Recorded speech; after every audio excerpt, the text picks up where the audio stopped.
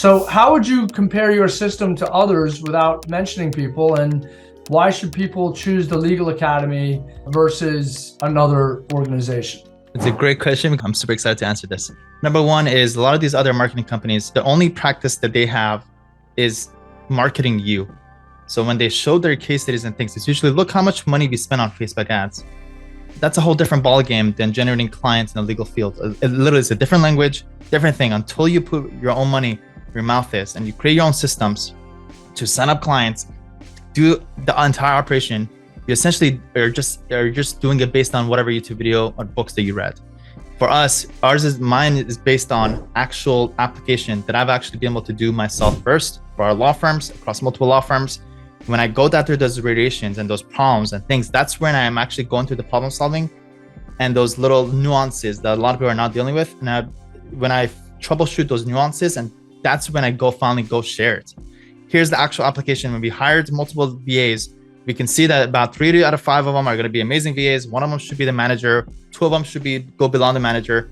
And it's basically we're sharing Apple relevant application, basically. Second thing is I'm playing the long-term game.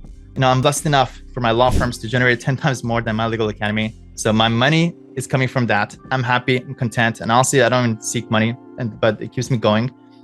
But my legal academy is a passion project where I'm like, this is ultimately, even if I retire and I have all the money in the world, what would I be doing? It's essentially this, because I love sharing, I love giving. I always had this inherent need and desire to want to share and give. And this is my way of giving back. Yeah. So what's? Oh, go ahead. Keep going. Sorry, yeah, I don't want to. Sure.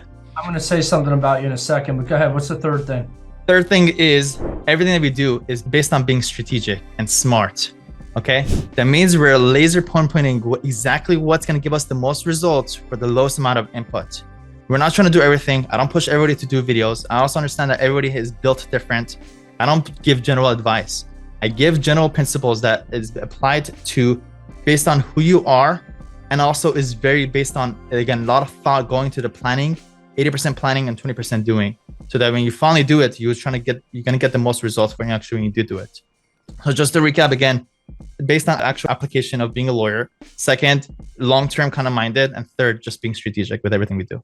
Yeah, I love the 80-20 principle. And my point to you before I really was interrupting you is that you do give a lot of information out that's free. As you know, I'm not a customer of yours, and no real desire to pitch one person or the other. So I just kind of let our listeners know, really what's happening. And I do notice that you do give a lot of information out. I actually check out some of that information, and there's some things that I find very, very helpful. Others kind of, it's either something that's not helpful to me or not interested in, but I can tell you that you definitely put out a lot of information for people that's free, and actually information that's useful if they would take it upon themselves to use that information. And I know the principle of give, and ultimately that will come back, and a lot of people can't do stuff for themselves, and they'll ultimately come back to the people that give them stuff.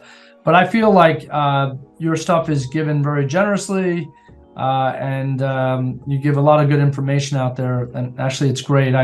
But I will push you just a little bit.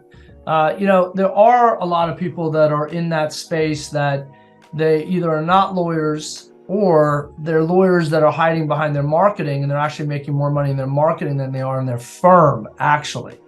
And there have been some that have separated themselves by actually showing what they actually make. Now, you could probably, as a lawyer, gin that up, but you're going to get disbarred. So there have been some separators, because I think, some people look at all that overwhelming marketing and they believe like there's just no way that person could have that much income coming in. And so I think some of that has been dispelled by actual settlement checks that come across in the social media. They're not lying about the social check. They know that a lawyer, most bar complaints come from not clients, but lawyers. A lawyer can turn in another lawyer easily. So, the bar is very traditional, as you know, and you got to be very, very careful. When people start hating you is when you become a target. So, I think I'm referring to the legal-based marketers are out there, and there's a number of them. Have you ever considered being fully transparent with your books because I haven't seen that yet. I've seen globally general, here's a settlement check. And, you know, if you show a $500,000 settlement check, it's not large enough where there would be disbelief, and it's not low enough where people are like not impressed. So people are figuring out, there's either like a $100,000 to $250,000 fee on that case. He's doing something right, or she's doing something right. How would you dispel that? Because I think there's more people coming in the space that are lawyers like you, and they would say, I'm a lawyer. Of course, I share your pain. I'm empathetic. I know what you're going through. Sure. So one thing, a couple of different thoughts. One is it's very hard for me to share actual numbers. And the only reason why I do is because just marketing, I know that's what attracts people to it. But me, myself, do I want to personally? No. If anything, I'd rather keep it under wraps and just do what I do and just continue grinding forward. One thing that does help is these on the wall. These are actual things. In order for me to receive these, I have to basically record a Loom video of my bank account and my Stripe account to show these. Hey, hope you're enjoying the video so far. If you're a lawyer and you're looking to work smart, scale fast, and enjoy life, right below this video, you'll find a link to book a call to speak to my team so we can tell you how we've been able to help over 500 law firm owners scale their law firm. Now back to the video. Let's just talk about that, because we're not doing a video of this. It's not going to be released. It's a podcast. We usually are in my studio and there's a video. So I want our listeners to know what's on the back of your wall. So please tell them that. Of course. Yep. So it's these plaques that ClickFunnels gives you for basically generating $1 million online with ClickFunnels. And usually whenever, before I would get them, I usually put it out there. I'm going to receive the 2 Comma Club award within the next year. At first I say it, I put it out there. Not only does it, usually it's for me to hold myself accountable to actually do it. So for every single one of these, I've done that. Before I ever received it, I'm going to say I'm a year away from receiving 2 more. So I've been able to do this 4 times over, be able to apply these systems and things that I do, and also teach to other lawyers how to generate $1 million online for 3 different law firms and 1 for my legal academy. That's very rinse and repeatable.